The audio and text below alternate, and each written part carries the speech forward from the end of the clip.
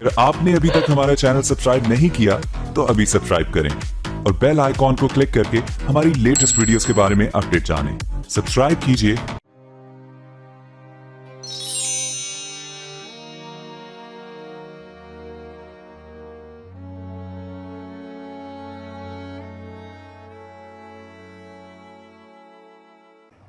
अस्सलामुअलैकुम नाज़रीन, आज हम अपने channel the knowledge of Islam में एक इस्लामी हवाले से बहुत बड़ी इंफॉर्मेशन आपको देने जा रहे हैं। वैसे तो आपने बहुत सारे हवाई जहाज़ देखे और सुने होंगे, लेकिन आज हम आपको बताना चाहते हैं कि एक ऐसा जहाज़ भी हुआ करता था कि जिसके अंदर 6 लाख कुर्सियाँ हुआ करती थीं।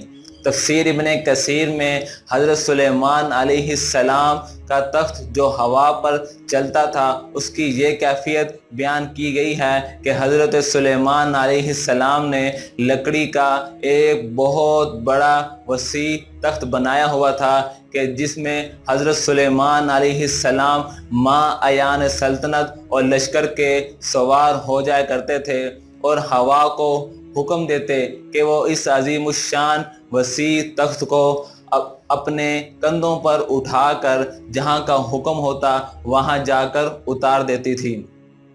और ये हवाई तख्त सुबह से दोपहर तक 1 महीने की मुसाफत तय करता था और दोपहर से शाम तक 1 महीने की मुसाफत तय करता था।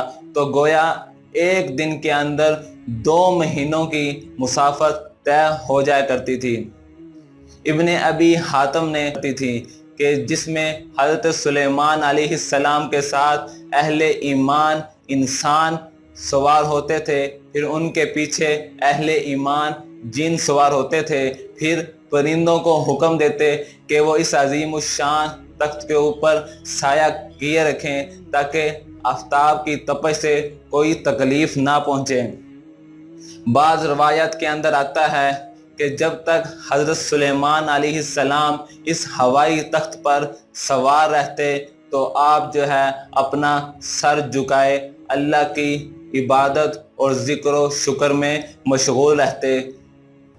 हमारे channel the knowledge of Islam को आप सब्सक्राइब करें, इससे आप लोगों को ये फ़ायदा होगा कि आप लोगों को रोज़ाना नई अपडेट मिलती रहेंगी। शुक्रिया, वस्सलाम।